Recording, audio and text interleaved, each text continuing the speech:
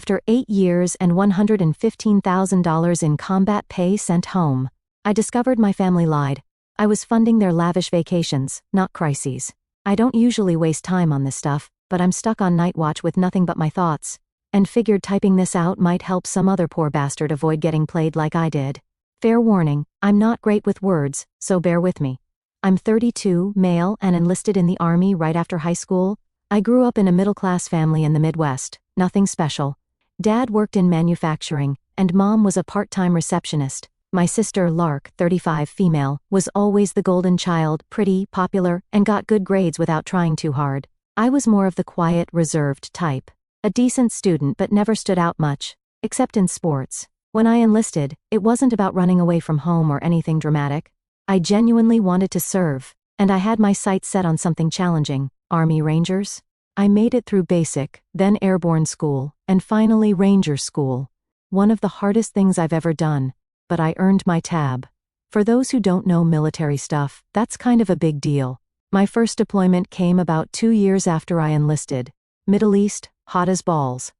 Constantly on edge. I won't go into operational details for obvious reasons, but it was intense. During that time, my parents started having financial troubles. Dad's plant was laying people off, and Mom's hours got cut. They never directly asked for money, but they'd mention things like, might have, to sell the house, or, not sure how we'll cover the property taxes this year. Being the good son I thought I was, I offered to help. I started sending $800 a month back home. It was a significant chunk of my pay, but I figured I'm living in barracks, eating at the mess hall, what do I need extra cash for? They raised me, so it's definitely the right thing to do. Fast forward a couple of years, I'm on my second deployment. Lark has married this guy, Trent, who's supposedly some hotshot financial consultant. They have their first kid. During one of our weekly satellite calls, Mom mentions how expensive baby stuff is these days, and how Lark and Trent are struggling. She casually asks if I could bump up my monthly support to help them out temporarily. I agree to increase it to $1,000. By my third deployment, I'd been promoted a couple of times, so when they hinted at needing more support, I increased it again to $1,200 monthly. Mom would send these heartfelt emails about how my sacrifice was helping the whole family stay afloat, and how proud they were of me.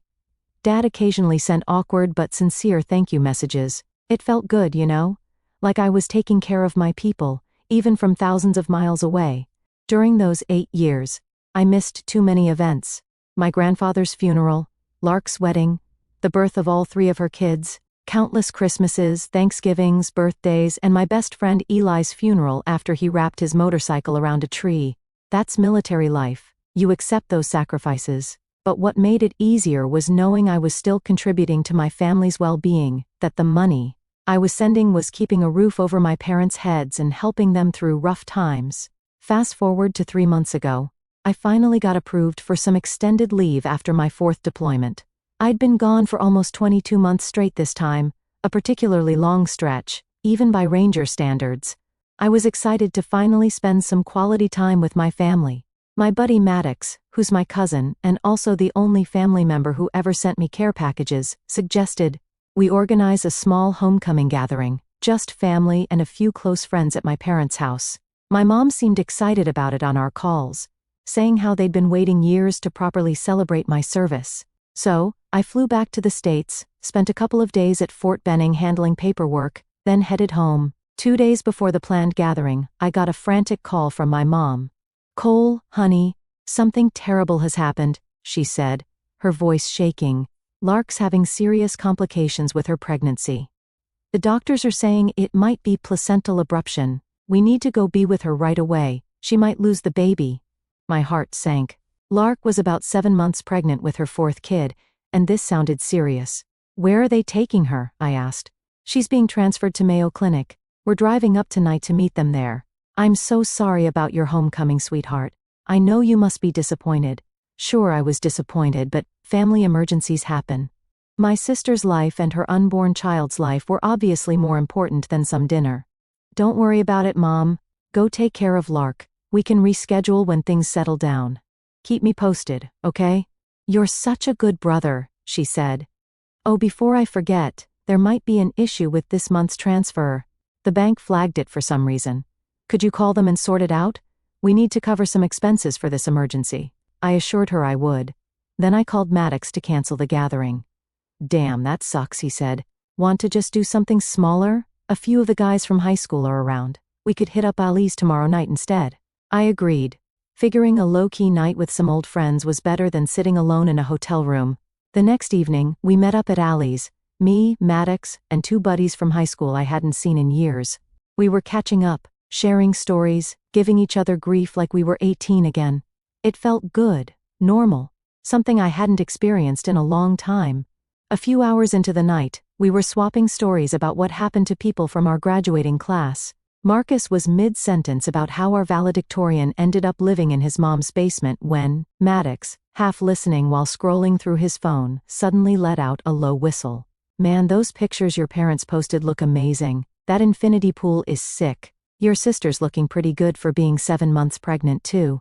Now, apart from the fact that Maddox was hitting on my sister while looking at his phone, the conversation screeched to a halt. Jake and Marcus exchanged awkward glances. I felt my ranger training kick in, that immediate shift to tactical awareness when something's not right in your environment. My expression didn't change, but inside, alarm bells were blaring. What pictures? I asked, voice deliberately casual. Maddox looked up from his phone, saw my face, and the realization hit him like a bullet. His eyes widened, and he immediately backpedaled. Maybe I'm thinking of someone else's parents, like Dave Hoffman's folks or something. Your mom and dad, they're not at some resort right now, are they? Jake and Marcus were suddenly very interested in their drinks, sensing the tension that had instantly materialized. I kept my expression neutral, the same face I'd worn during interrogation training. Never let them see what you're thinking. Inside, though, I felt something cold and heavy settling in my stomach, like I'd swallowed a chunk of ice. Can I see? My voice remained steady. Maddox hesitated, eyes darting between me and the phone, like he was deciding whether to defuse a bomb or run from it. Then, with a resigned sigh, he passed me his phone. There, on the screen, was my mom's Facebook post from exactly 3 hours and 17 minutes ago. A perfectly framed selfie of her and my dad standing in front of an infinity pool that seemed to melt into the ocean beyond. Both were wearing new-looking vacation clothes, sunglasses perched on their heads, skin already showing the first hint of a tan. The location tag read, Gran Velas Riviera Maya, Cancun, Mexico. The caption, Day 2 of our much-needed family vacation. So blessed to have everyone together, except me. I swiped to the next photo with the mechanical precision of clearing a room. There was Lark, very much not in medical distress, not hooked up to monitors, at the Mayo Clinic, not suffering from any placental abruption. Instead, she was lounging on a cushioned beach chair, her pregnant belly exposed to the sun, skin gleaming. With suntan oil, smiling widely with a virgin pina colada in one hand, her other hand making a peace sign. Trent was next to her in designer swim trunks, sporting a fresh haircut and a watch I recognized. As a Tag Heuer I'd seen in a PX catalog for $3,500. Their 3 kids were building an elaborate sandcastle nearby, supervised by what appeared to be a resort staff member. The third photo was a group shot at a restaurant, some kind of celebration dinner. Everyone was dressed up, glasses raised in a toast. A cake with "Congratulations, Trent" written on it was centered in the frame. The caption explained that Trent had just signed a new client, worth celebrating in style. The timestamp showed these photos were taken yesterday. There was no emergency, no hospital, no specialists, no medical crisis. No rush to be by Lark's side during a life-threatening complication. They were all on a freaking family vacation in Mexico, a vacation they'd been enjoying while I sat alone in a hotel room, worried about my sister, rescheduling the homecoming I'd waited years for. I handed the phone back to Maddox with the same controlled precision I'd use handling a sensitive explosive. My face remained impassive, but something must have shown in my eyes because the table went dead silent. Shit, Cole, Maddox finally said, looking mortified. I had no idea. I thought you knew. I thought maybe you couldn't get leave for the trip or something. Marcus cleared his throat awkwardly. Your folks said you were tied up with some special training thing. That's why we were so surprised when Maddox said you were coming home. Jake nodded. Yeah, man, your mom told my mom last month that you couldn't get leave until fall. Said it was classified stuff. So, they'd been planning this for at least a month. The realization hit like a breaching charge. They hadn't just made up an emergency to get out of my homecoming, they'd been systematically lying to everyone about my availability to cover their tracks. I took a slow sip of my water, letting the tactical part of my brain take over, the part trained to function under fire. "It's fine," I said finally, my voice neutral. "Let's just enjoy the night." And outwardly, I did. I kept the conversation flowing, laughed at Jake's construction site mishap stories, offered some sanitized war stories that wouldn't give anyone nightmares. I even joined in ribbing Maddox about his CrossFit obsession. First rule of CrossFit, always talk about CrossFit. But behind that carefully maintained facade, my mind was working overtime, like being on surveillance in hostile territory. I was reassessing every interaction I'd had with my family over the past 8 years, re-examining every emergency expense, every tearful call about financial struggles, every guilt trip about how I wasn't around to help with the real family issues.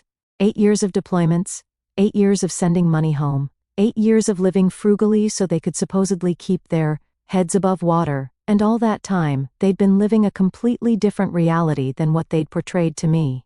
When I got back to my hotel that night, I pulled out my laptop and began methodically excavating my family's digital footprint with the same focus I'd used planning a night raid. First, I checked Facebook, scrolling back through months of my mother's posts. The family vacation hadn't been some spontaneous trip, it had been meticulously planned for months.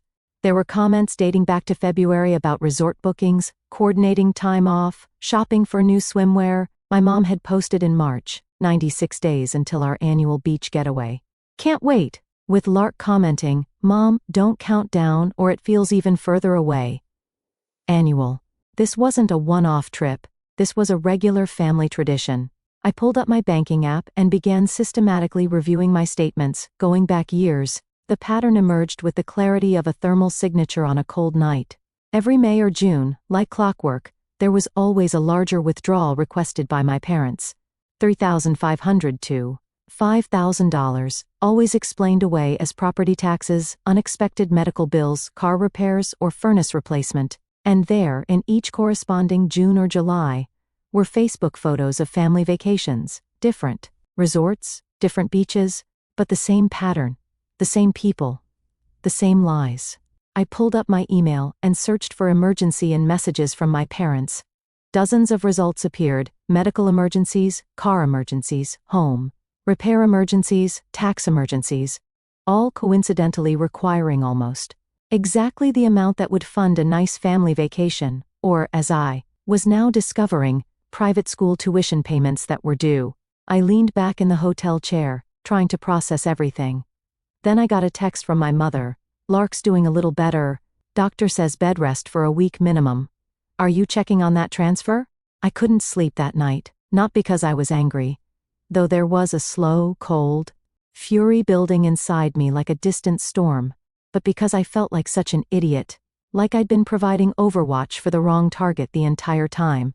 All those years of believing I was helping keep my aging parents financially stable, of going without so they wouldn't have to, of working extra duty for hazard pay to send home, and in reality I was bankrolling their vacations, my sister's lifestyle, and their public image as generous grandparents. The next morning, I got another text from Mom. "Lark's doing better, but doctors want to monitor her a few more days. So sorry about your party. Can you check on that transfer?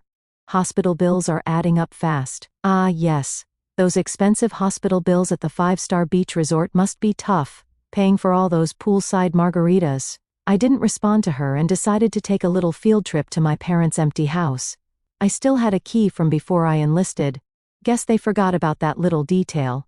As I walked in, I noticed mail piled up on the counter, just waiting for someone with trust issues to rifle through it.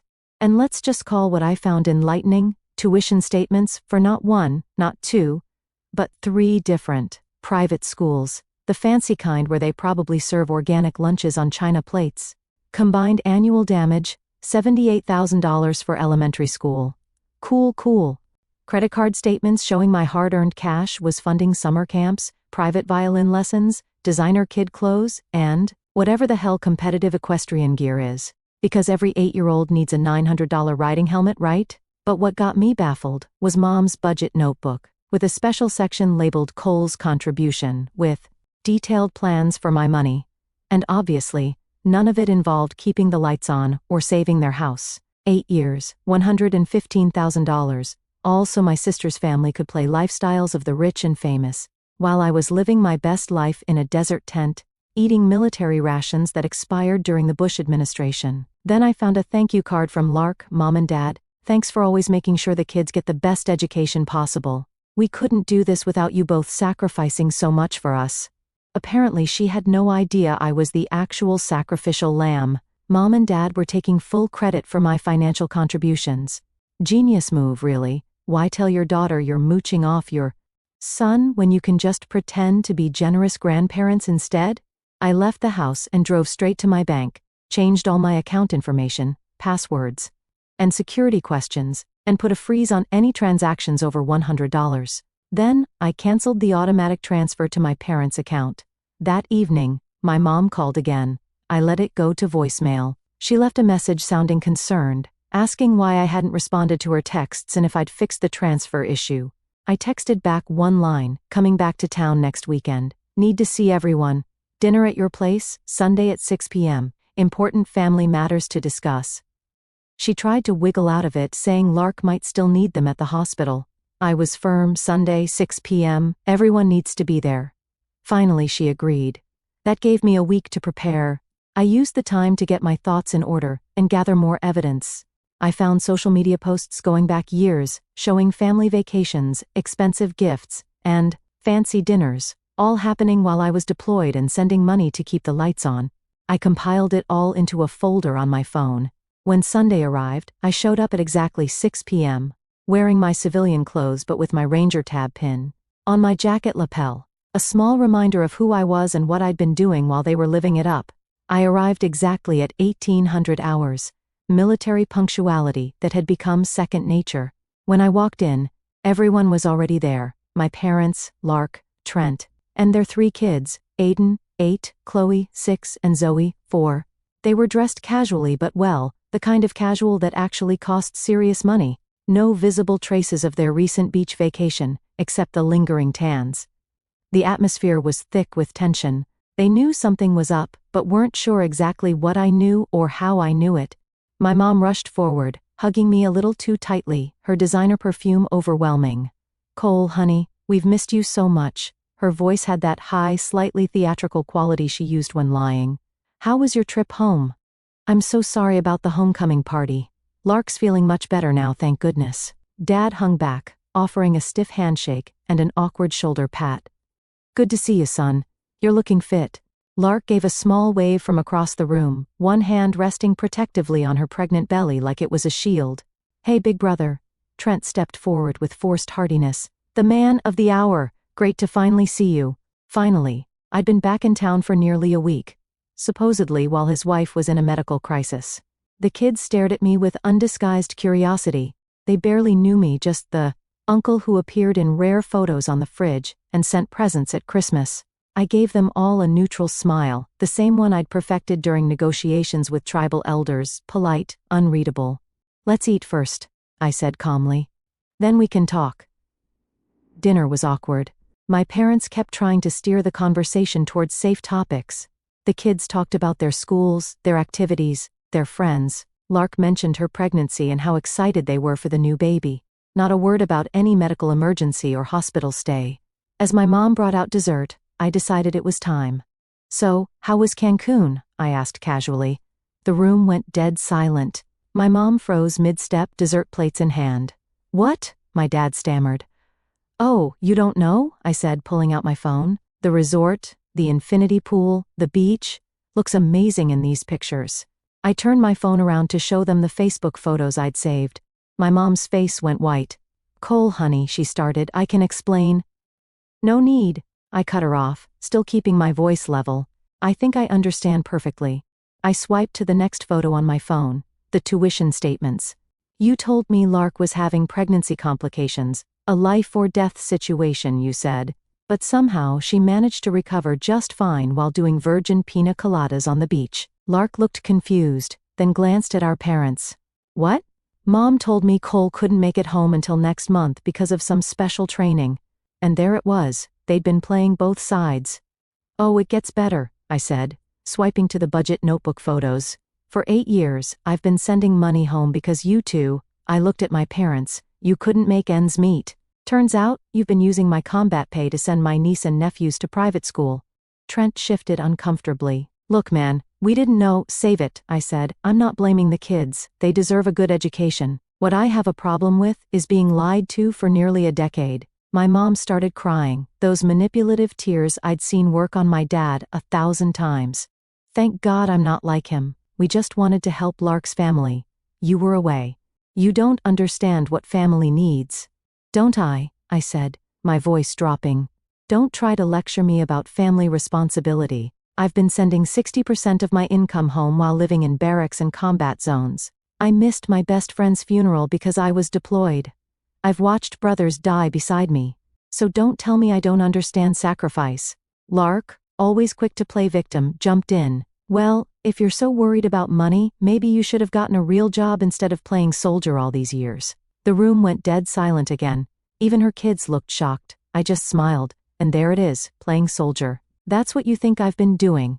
I stood up calmly, nothing rushed, just straightened myself and looked at them without giving anything away. The years of training had made this kind of self-control second nature. Here's what's going to happen, I said, voice level but firm, the same tone I'd use briefing my squad before a mission. The money stops today. All of it. I've already canceled the transfers and put security protocols on my accounts. If anyone tries to access my finances again, I'll report it as fraud to both the bank and the military police. The mention of military police made my dad flinch. He knew what that meant. Official investigation, potential criminal charges. You've had approximately $115,000 of my money over 8 years. Consider that your severance package. My dad finally spoke up, his voice rising. Son, you can't just cut us off like this. The kids' tuition is not my responsibility. I cut him off. Never was, never should have been. Trent here makes 6 figures when he's actually working instead of playing pretend finance guru. Your tax records from 2 years ago show $127,000 before your commission structure changed. Figure it out yourselves. Trent's face went pale. He hadn't expected me to know the specifics of his income fluctuations. Lark's expression morphed from shock to rage in seconds, like watching a flashbang detonate. You selfish prick, she spat, one hand protectively on her belly, the other pointing at me accusingly. My kids are family. What are they supposed to do? You know how competitive college admissions are these days. They need every advantage. I looked her dead in the eyes. The same thing I did. Go to public school. Lark flinched as if I'd actually struck her. The idea of public education for her precious offspring was apparently more horrifying than lying to and exploiting her brother for almost a decade. Then everything went to hell. Mom started crying dramatically. Dad muttered something about disowning me, and Lark went off about family loyalty while her kids sat there, looking confused and scared by all the yelling. But the real surprise came when my mom, desperate to regain control, blurted out, Lark, honey, calm down. We'll figure something out. We always do. Cole's money was just helping us cover what your father and I have been giving you all these years, and that's when Lark's expression changed from anger to confusion. What do you mean, Cole's money? My mom realized her mistake too late. The truth was out. You told me you were helping us from your retirement savings, Lark said slowly. You said you were making sacrifices for us. We were, my mom insisted. We were managing everything, making sure everyone was taken care of. By using my brother's money without telling me, Lark's voice had gone ice cold, making me believe you were the generous ones while he was overseas getting shot at. For a brief moment, I almost felt bad for her, almost. I mean, she'd been played too, in a different way. Trent stood up looking uncomfortable. We should go. Kids, get your things. As they were leaving, Lark stopped in front of me. No tearful apology, no dramatic reconciliation, just a cold, hard stare. You should have told me years ago, she said. Would it have made a difference? I asked. She didn't answer, just walked out with her family. My parents tried damage control immediately. My dad brought up their age, their health problems, how they'd raised me, all the usual guilt trips. My mom switched between crying and anger, saying I was destroying the family. I just shrugged. The family was destroyed the moment you decided to use me as your personal ATM and lie about it for 8 years. Before I left, I took a picture of the tuition statements with my name on them and held up my phone one more time. If either of you contact my command with sob stories or try to turn the extended family against me, these go public to everyone. I'm done being the secret cash cow. That was the confrontation, but it wasn't the end of the story. The next day, my CO called me. Somehow, my mom had found his number and called the base, told him I was having a mental breakdown and needed a psych evaluation, that I was threatening the family, and they feared for their safety. Fortunately, my CO is a solid guy who's known me for years. He called to give me a heads up, not because he believed her. I explained the situation briefly and he just said, "Family, huh? Take care of it and be back by the 15th. Then the text messages started. First from my dad, "Your mother is devastated. Is this how we raised you to treat family? After everything we've done for you." Then from extended family members I barely spoke to, "Heard you're having a rough time adjusting back to civilian life. Your parents are worried about you, maybe talk to someone." Then from Lark, "The kids are asking about their Uncle Cole. Aiden's school is threatening to drop him if the tuition payment doesn't clear. Is that what you want, to punish an 8-year-old?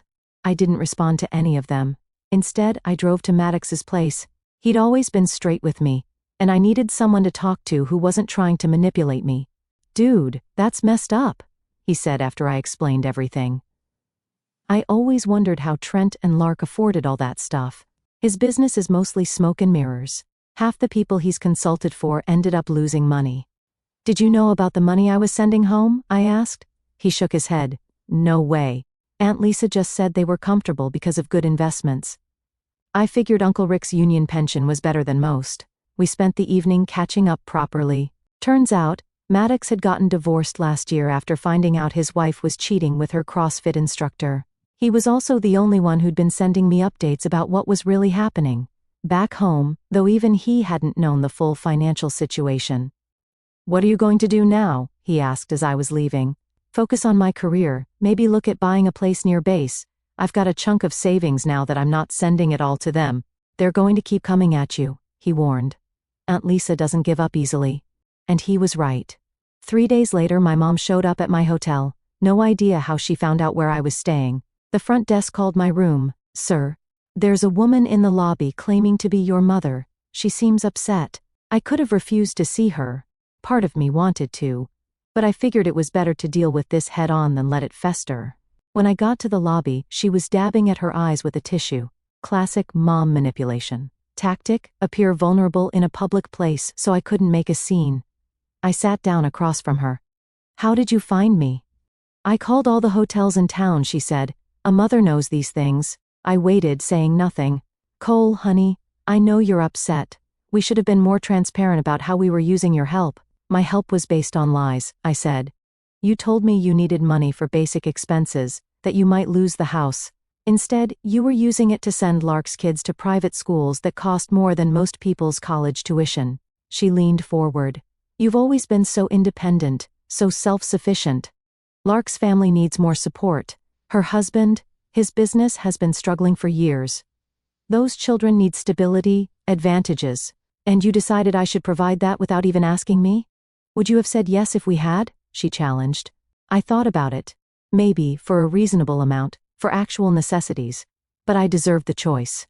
She sighed. "Well, your decision has consequences. Aiden's school is threatening to expel him if the tuition isn't paid by Friday. Chloe might lose her spot on the competitive gymnastics team. Is that what you want, to punish innocent children? Classic guilt trip.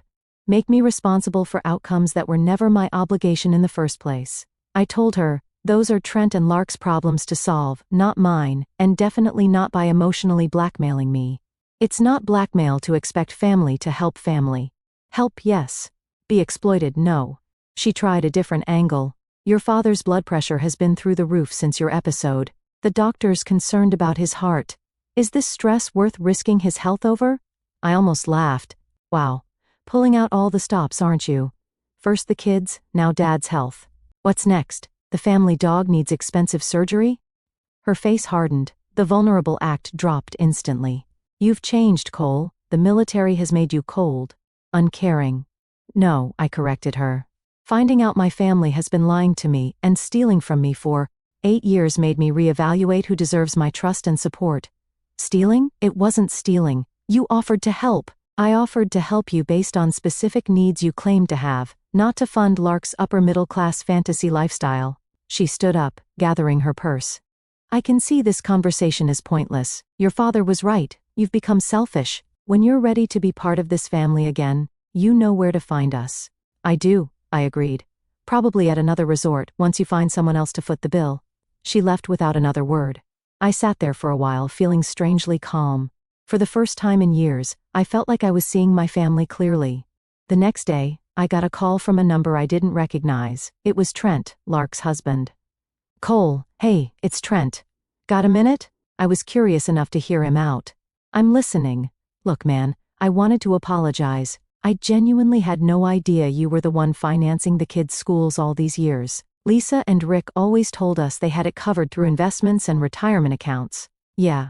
And you never questioned how two people with modest incomes could afford $78,000 a year in private school tuition? I asked.